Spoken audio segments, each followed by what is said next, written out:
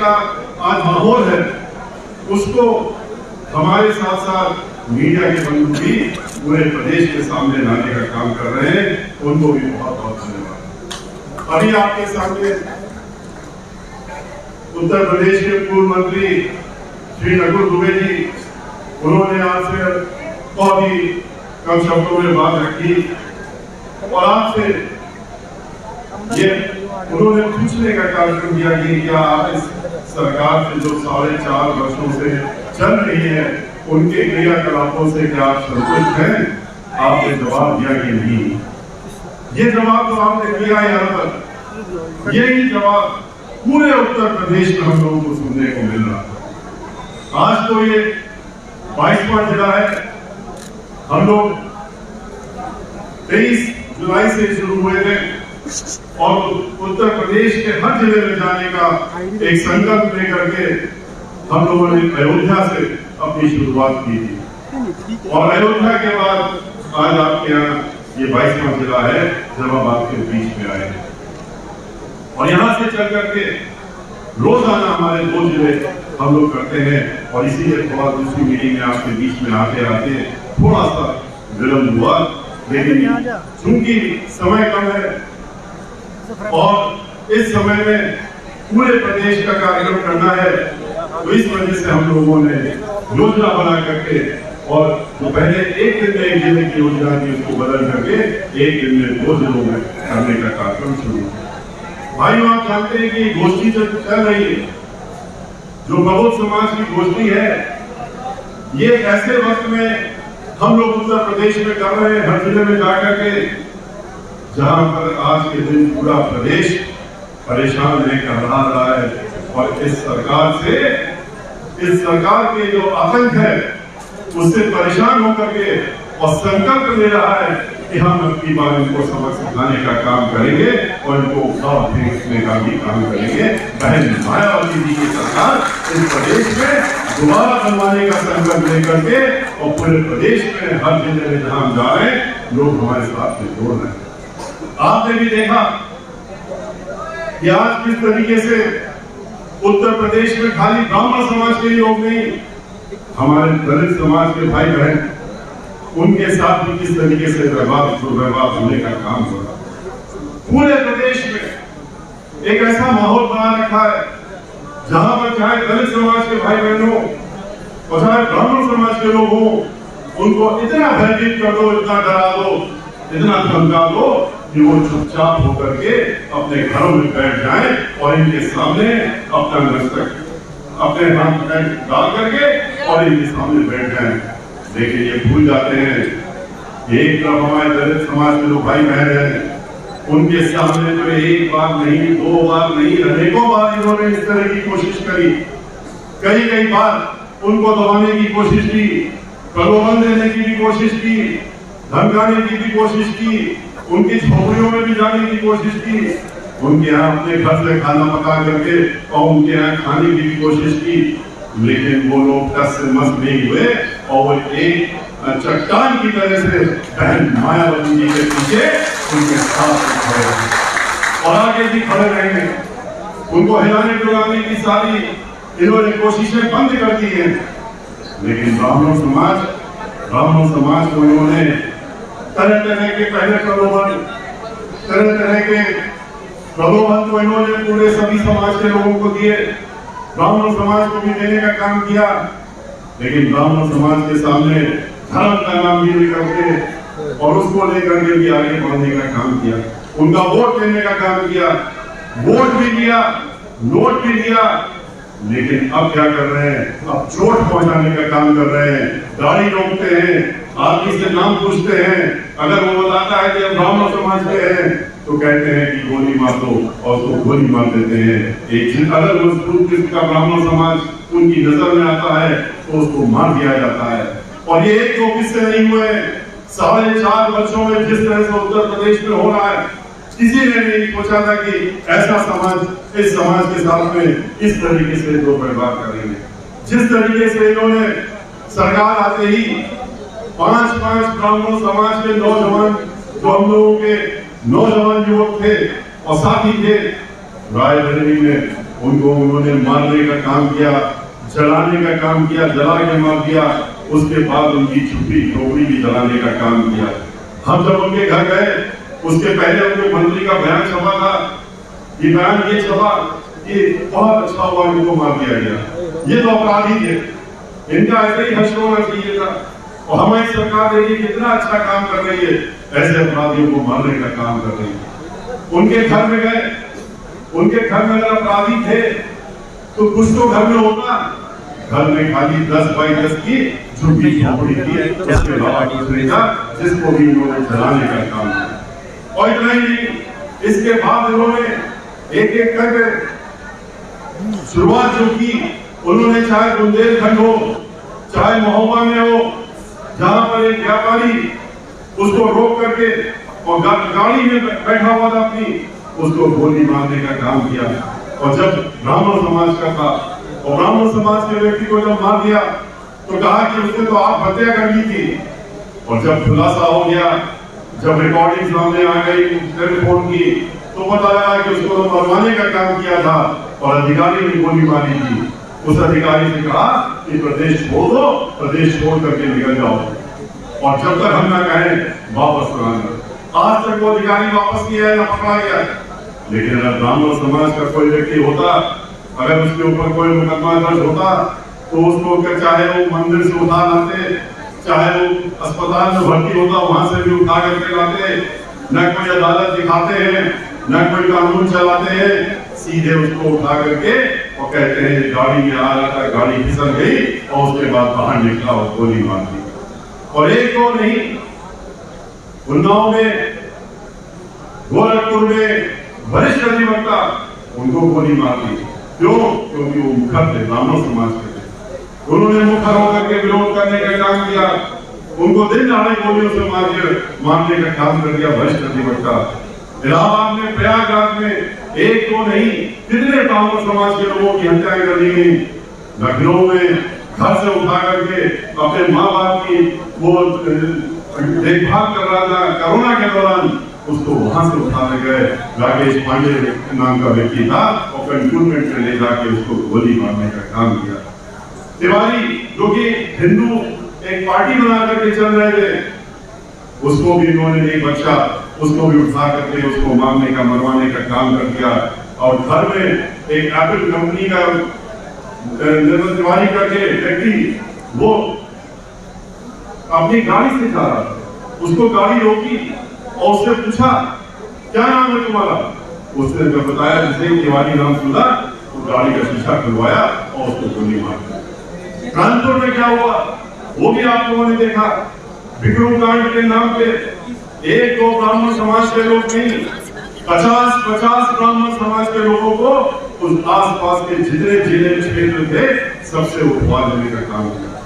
कहा कि ये मौका मत छूटना, इसमें जो भी मजबूत किस्म के ब्राह्मण हैं आसपास के जिलों में, चाहे वो इटावा हो, औरैया हो, फरुखाबाद हो, कानपुर हो, ना हो और आज लखनऊ हो, उसको उठा लो और उठा करके नामजद कर दो। और नामजद करके गोली मार सकते तो गोली मार दो, वरना उसको जेल में सवाने का काम करो। 50 से ज्यादा लोग आज की जेलों में बंद हैं। 16.5 साल की लड़की खुशी दुबे, उसका क्या अपराध था? वो तो एक दिन पहले शादी होके घर में आई थी, उसकी तो मेहंदी भी नहीं, कभी सूखी थी, लेकिन उसको भी उठा ले गए और उठा लेकर के जाकर के अज्ञात स्थान पर पहले रखा 7 दिनों तक। क्या किया क्या नहीं किया किसी को नहीं मालूम। जब शोर मचा कि वो जिसकी शादी हुई थी वो कहाँ गई, तब उसको ले जाके 7 दिन बाद जेल में बंद कर दिया। जब पता लगा ये तो नाबालिग है, तो उसको रिमांड होम में बाराबंकी भेजा। और रिमांड होम में जहां पर ये 48 लड़कियां 2 कमरों में रहती थी, वहां ले जाकर उसको बंद करने का काम किया। उसकी बेल ना हो इसके लिए निर्देश में लखनऊ से किसी हालत में खुशी दुबे की बेल नहीं होनी चाहिए, इसलिए उसके बेल न होने के लिए फर्जी सर्टिफिकेट बनवाया गया। पुलिस अधीक्षिका जो वहां की थी, जो रिमांड होम की अधीक्षिका थी, उससे एक पत्र लिखवाया अदालत के नाम में दाखिल कराने के लिए और कहा कि ये खुशी दुबे, ये 47 लड़कियां कहती हैं जो साथ में रह रही हैं, कि ये हमको धमकी देती है और धमकी देके कहती है कि अगर हम बाहर चले गए, हमारी जेल हो गई तो हम बहुत बड़े दुर्दांत अपराधी बन जाएंगे और उसके बाद हम तुम लोगों को भी उठवा लेने का काम करेंगे। ये कह करके उसकी बेल खारिज करवाई गई। घर में जो महिला काम करती थी उसको भी उठा ले गए और उसको भी उठा के लेकर गई। इन दोनों महिलाओं के जो जिनसे शादी हुई थी और उनके पति को भी गोलियों से उड़ा दिया और उसके बाद खुशी दुबे के पति को भी गोली से उड़ा दिया। 17.5 साल के लड़के को गोली से उड़ा दिया। हरियाणा से उठा करके लाए और कहा कि इटावा के पास वो भाग रहा था, गोली से मार दिया। और जो महिला उठा करके ले गए घर से, जो काम करने वाली थी, उसकी जो 6 साल की एक बच्ची थी और 3 साल का बच्चा था, उनको भी जेल में ले गए और वो भी आज 1 साल से जेल में पड़ रहे हैं। ऐसी ये सरकार, इस सरकार ने सारी हदें पार कर दी।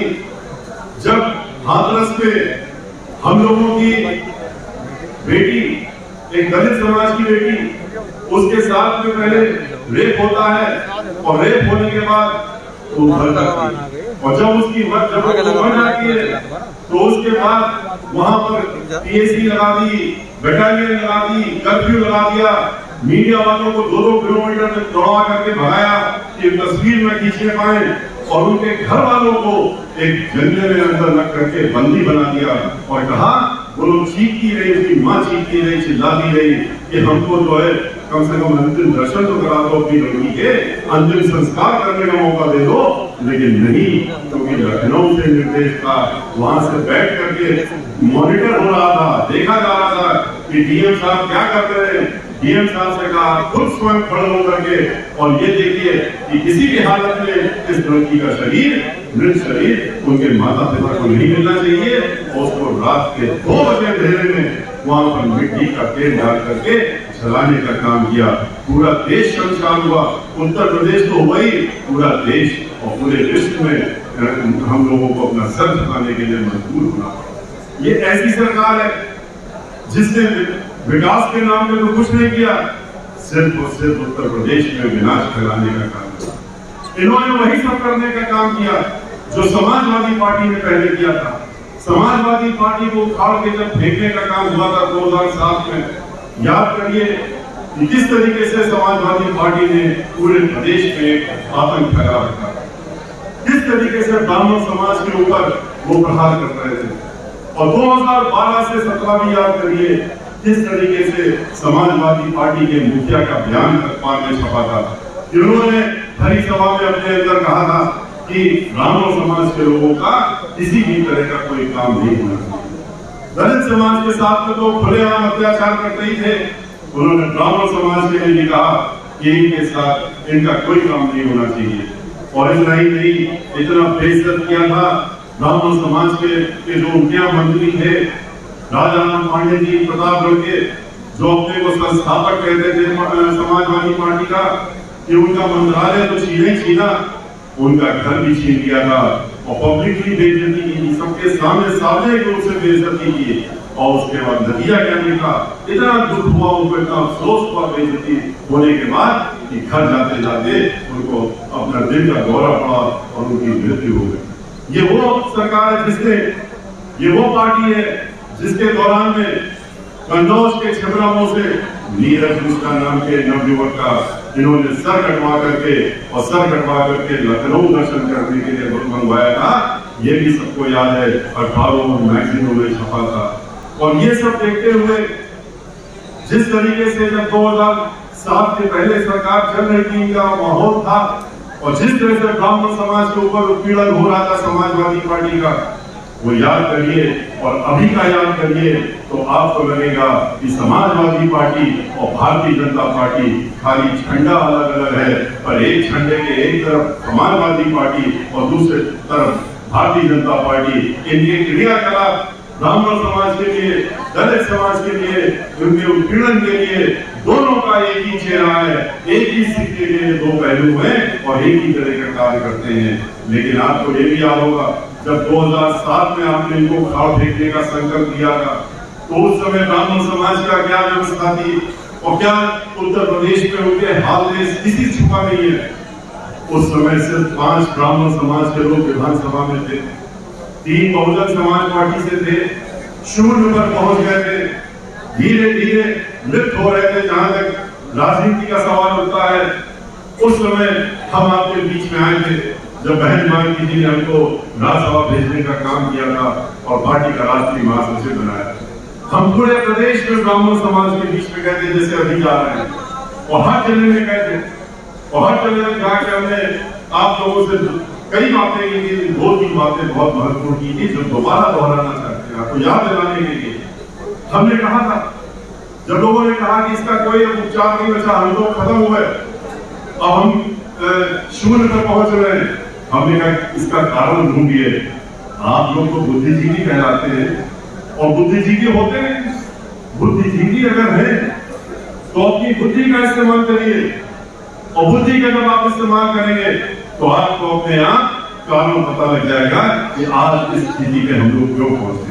और कारण यही है कि 13% ब्राह्मण उत्तर प्रदेश में तो सरकारी आंकड़ों के हिसाब से है, लेकिन जो सेंसेक्स वाला जिसकी रिपोर्ट इन्होंने बाहर नहीं निकाली है, उसके तहत में तो 16.3% ब्राह्मण समाज के लोग उत्तर प्रदेश में रहते हैं।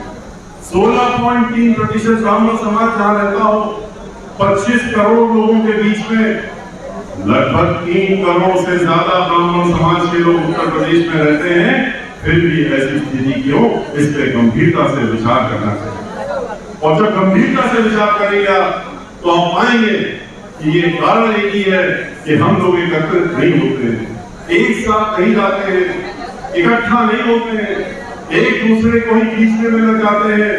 मेरा ये काम व्यक्तिगत हुआ कि नहीं हुआ, अगर नहीं हुआ तो हम फिर नहीं है साथ में, इन सब चीजों में हम लोग लग जाते हैं।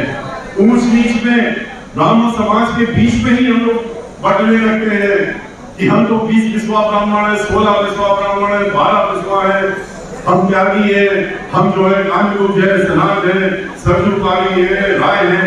इस तरीके से आपस में बंटवारा करके और 16% से थोड़ी गिनती में रह जाते हैं। जिस दिन आप इकट्ठा होंगे, जैसे ही आप इकट्ठा होंगे, यही मैंने अनुरोध किया था, आप सीधे 16% नजर आएंगे और 3 करोड़ की संख्या में नजर आएंगे, और इतनी बड़ी शक्ति हो जाएंगे कि हर व्यक्ति आपको देखने के लिए, आपको सुनने के लिए मजबूर हो जाएगा।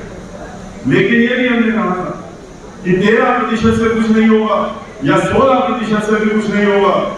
हमें ये गलतफहमी नहीं होनी चाहिए कि हम 16 इकट्ठा हो गए तो अब क्या है, अब तो हम जग जीत लेंगे। 16 से आप एक भी सीट नहीं जीत सकते उत्तर प्रदेश की। चुनाव जीतने के लिए आपको कम से कम 30% के ऊपर वोट चाहिए होता है। इसीलिए हमने कहा था भाईचारा बनाइए, और भाईचारा किसके साथ बनाइए? भाईचारा बनाइए हमारे दलित समाज के जो भाई बहन हैं उनके साथ भाईचारा बनाइए, जो कि 23% है, जो कि 23% है। और 23% के साथ जब आप भाईचारा बनाएंगे तो 23 और 16 मिलकर के आप अपने आप ही इतने मजबूत हो जाएंगे कि आप 40 के करीब पहुंच जाएंगे, जिससे आप पूरी हर चीज में भारी होने का काम करेंगे। और उन 23 के साथ में पहले से ही, चाहे वो पिछड़ा वर्ग हो, अति पिछड़ा वर्ग हो, अल्पसंख्यक हो, वो लोग पहले से ही जोड़े हुए हैं। तो जब आप इकट्ठा होंगे, एक साथ होंगे, भाईचारा बनाएंगे, तो आप अपनी ताकत का एहसास कर सकेंगे। खुशी की बात है, लोगों ने उस समय समझा और इकट्ठा हुए, एक साथ हुए, और जब एक साथ हुए तो हम लोगों ने 9 जून 2005 को एक बड़ी सभा लखनऊ में की, जिसमें कि 5 लाख से ज्यादा ब्राह्मण समाज के लोग इकट्ठा हुए थे, और उसमें बहन मायावती जी मुख्य अतिथि के रूप में आई थी। हम लोगों ने उनको, जब वो आई थी तो गणेश जी की एक प्रतिमा भेंट की थी, और आपको याद होगा गणेश जी की प्रतिमा को हाथ में लेकर के जो पहले शब्द उन्होंने बोले थे, उन्होंने यही कहा था कि हाथी नहीं गणेश है, ब्रह्मा विष्णु महेश है। और ये कहकर के उन्होंने अपनी बात की। और ब्राह्मण समाज की तैयारी को देख करके 45 डिग्री टेम्परेचर में जिस तरह से 11,000 ब्राह्मण समाज के लोगों ने शंखनाद करके उनका स्वागत किया था, उनकी तैयारी को देख करके बहन जी ने, हाजी बहन मायावती जी ने उस समय अपनी पार्टी का पुराना नारा जो कई वर्षों से चला आ रहा था, जिसकी जितनी संख्या भारी उतनी उसकी हिस्सेदारी। उस नारे को बदल दिया और नया नारा दिया, कहा जिसकी जितनी तैयारी उतनी उसकी हिस्सेदारी। और उन्होंने उस नारे के तहत में ब्राह्मण समाज को बढ़ चढ़ करके उन्होंने आगे चुनाव लाने का भी काम किया। 40 सीटें गवाया था, पहले 85 सीटों पर गवाया, और जहां 3 जिले थे 45 लोग ब्राह्मण समाज के जीत कर विधानसभा में पहुंचे थे। और इतना ही नहीं, क्योंकि ब्राह्मण समाज ने भी जो सुरक्षित सीटें थी उसमें अपनी पूरी ताकत झोंक दी। उन्होंने अपना तन मन धन लगा करके उन सीटों में अपना वोट डलवाने का काम किया, तो उसका नतीजा भी सामने आया, वो भाईचारा भी सामने आया। और वो इस तरीके से आया नतीजे के साथ में कि जहां 16 सीटें जीते थे पहले, जो सुरक्षित सीटें थी, 16 सीटों की जगह अब की बार हम लोग 2007 में 62 सीटें जीते थे। 62 सीटों में हमारे भाई बहन जीत के आए। और उत्तर प्रदेश की पूर्ण बहुमत की सरकार 17 वर्ष बाद बनी। बहन मायावती जी ने, ब्राह्मण समाज ने चूंकि बढ़ चढ़ करके अपना योगदान दिया था, उन्होंने भी सम्मान देने का जो वादा किया था उन्होंने बढ़ चढ़ करके देने का काम किया। यहाँ तक कि जितना हमने भी नहीं सोचा था उससे ज्यादा बढ़ चढ़ करके उन्होंने किया। उन्होंने ब्राह्मण समाज के लोगों को 15 कैबिनेट मंत्रालय दिए, मजबूत मंत्रालय दिए। श्री नकुल दुबे उसी में से एक है। उन्होंने 35 लोगों को ब्राह्मण समाज के मंत्री का, कैबिनेट मंत्री का दर्जा देते हुए उनको चेयरमैन बनाया। 15 से ज्यादा एजेंसी बनाने का काम किया। विधान परिषद का अध्यक्ष ब्राह्मण समाज का बनाया। उन्होंने आधा दर्जन लोकसभा में ब्राह्मण समाज के लोग भेजे। हमको उन्होंने राज्यसभा में नेता बनाया, उप नेता भी ब्राह्मण समाज का उन्होंने लोकसभा में बनाया। विधान परिषद का अध्यक्ष ब्राह्मण समाज का बनाया। महाधिवक्ता उत्तर प्रदेश ब्राह्मण समाज का बनाया। उन्होंने लगभग 5000 सरकारी वकील पूरे उत्तर प्रदेश में उच्च न्यायालय से लेकर जिला न्यायालय तक ब्राह्मण समाज के वकीलों को सरकारी वकील बनाया। उनका मेहनताना भी 10 गुना बढ़ा करके एक सम्मानजनक मेहनताना पहुंचाने का काम किया। उन्होंने चाहे अधिकारी हो चाहे और कोई हो, हर जगह उन्होंने ब्राह्मण समाज को फिर उनका स्थान देने का काम किया। उन्होंने जब सर्वजन को किया, हर जो उनका नारा था और जो हमारी पार्टी का नारा आज भी है और जो हमारा उद्देश्य भी है कि सर्वजन हित है, सर्वजन सुख है, उसके तहत में उन्होंने सभी लोगों को, जब हर जाति हर धर्म के लोगों को उन्होंने उचित स्थान देने का काम किया, तो ब्राह्मण समाज को भी पीछे छोड़ने का काम नहीं किया। उन्होंने अपनी उस सरकार में, चूंकि पूर्ण बहुमत की सरकार बनी थी, उन्होंने विकास की छड़ी लगा दी थी। याद करिए, 29,000 गांव उन्होंने, डॉक्टर अम्बेडकर गांव उन्होंने उनका समग्र विकास किया था। 28,000 उन्होंने प्राइमरी स्कूल बनाने का काम किया था। 5,000 उन्होंने हाई स्कूल और इंटरमीडिएट स्कूल बनाने का काम किया था। उन्होंने 6 अंतरराष्ट्रीय यूनिवर्सिटी देने का काम किया, जिसमें से एक विकलांगजनों के लिए डॉक्टर शकुंतला मिश्रा के नाम से लखनऊ में उन्होंने एक ऐसी यूनिवर्सिटी थी जो पूरी दुनिया में अपने आप में एक है, जहाँ खाली विकलांगजनों के लिए उन्होंने रिजर्वेशन करके उनके लिए अलग से यूनिवर्सिटी बनाने का काम किया। उन्होंने पहली यूनिवर्सिटी अरबी फारसी उत्तर प्रदेश की लखनऊ में बनाने का काम किया। 23 जिले बनाने के काम किए। और जब जिला बनता है तो आप जानते हैं कि जिले में हर चीज बनती है, चाहे वो कचहरी हो, चाहे अस्पताल हो, चाहे कुछ भी हो, पूरी चीजें समग्र विकास करने का काम उन्होंने हर जिले में 23 जिलों में किया। नोएडा का एक्सप्रेस वे बनाया। गाजियाबाद और नोएडा को उन्होंने उसका चेहरा ही बदलने का काम कर दिया। लखनऊ में उन्होंने विकास की घड़ी बनाई, वो पूरे उत्तर प्रदेश में विकास करने का काम किया। और कानून द्वारा कानून का राज स्थापित करने के लिए उनको जब जरूरत पड़ी तो अपने ही मेंबर ऑफ पार्लियामेंट को भी, जो उसी समय सरकार बनी थी 15 दिन हुए थे, कानून का को अपने हाथ में लेने का काम किया था, तो उन्होंने उसको जेल की सलाखों के पीछे भेजने का काम किया था और पूरे 5 साल रखने का काम किया था। बहन मायावती जी ने कानून द्वारा कानून का राज चला करके दिखाया। हम लोगों की बहन बेटियां जो आज घर से निकलने में घबराती है, तब वो 12 बजे की रात में अगर जरूरत पड़ जाती थी, वो घर से निकलने में हिचकती नहीं थी, क्योंकि उनको मालूम था कि मुख्यमंत्री बहन मायावती जी है। और इसी तरीके से आज आप देखिए, उसके ठीक विपरीत समाजवादी पार्टी में तो लोग मान के चलते हैं कि ये सब चीजें तो होंगी, दंगे फसाद होंगे, गुंडागर्दी होगी, लोगों को प्रताड़ित किया जाएगा, लूटा जाएगा, फिरौती दी जाएगी, हर तरह के काम होते थे। लेकिन भारतीय जनता पार्टी ने तो आकर के उनसे 4 कदम आगे बढ़ने का काम किया है। लेकिन क्या करते हैं वो, सरकार में कैसे आते हैं ये भी आपसे छिपा नहीं है। जब सरकार बनानी होती है तो पूरे देश के सामने जाते हैं, प्रदेश में जाते हैं और सबसे झूठे वादे करके, झूठे वादे, जो भी झूठ बोलना, जितना बोलना हो वो बोल करके वोट लेने का काम करते हैं। जरूरत पड़ने पर आपसे कहते हैं कि हर व्यक्ति के खाते में 15 लाख रुपए जमा हो जाएंगे। और जब पूछा लोगों ने कि हमको इंतजार करते करते थक गए, 1 रुपया भी नहीं आया, तो कह दिया जुमला था। कहा 2 करोड़ नौकरियां हर साल देंगे, नौजवानों को जो पढ़े लिखे PhD और डिग्री के घूम रहे परेशान ना हो, हमारे साथ लग जाए, हमको वोट देने का काम करें, दिलवाने का काम करें, उन सबको 2 करोड़ नौकरी सालाना देंगे। नौकरी 2 करोड़ तो नहीं दिलाई, हर साल 2 करोड़ नौकरियां देने का काम कर दिया। और जब नौजवानों ने पूछा ये झूठे वादे का क्या हुआ, हमारी नौकरी कहाँ गई, तो उनसे कहते हैं कि आप पढ़े लिखे हो, आप जाओ और ढोंचा लगाओ और ढोंचे में आप पकौड़ा बेचने का काम करो, उसके बाद आप अपनी कमाई करने का काम करिए।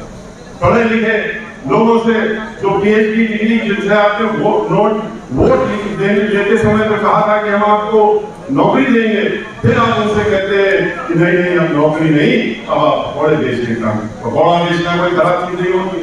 हमारी पार्टी तो गरीबों के ही साथ खड़ी रहती है, दिन रात उनके साथ में होती है।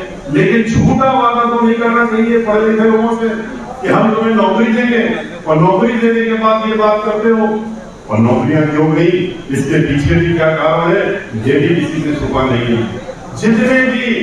जितने भी सार्वजनिक उपक्रम थे, पब्लिक सेक्टर कॉर्पोरेशन थे, जो इस देश के पिछले 75 वर्षों में बनाए थे, चाहे वो ऑयल कंपनियां हो, तेल की कंपनियां हो, चाहे वो ONGC हो, चाहे वो जहाँ हवाई जहाज बनता है जेल हो, जहाँ अस्त्र शस्त्र बनते हैं वो हो, और चाहे वो फिर आज के रोज रेलवे हो, रेलवे को भी इन्होंने बेचने का काम कर दिया, बिजली घरों को बेचने का काम कर दिया, सारी चीजें प्राइवेट हाथों में देने का काम कर दिया।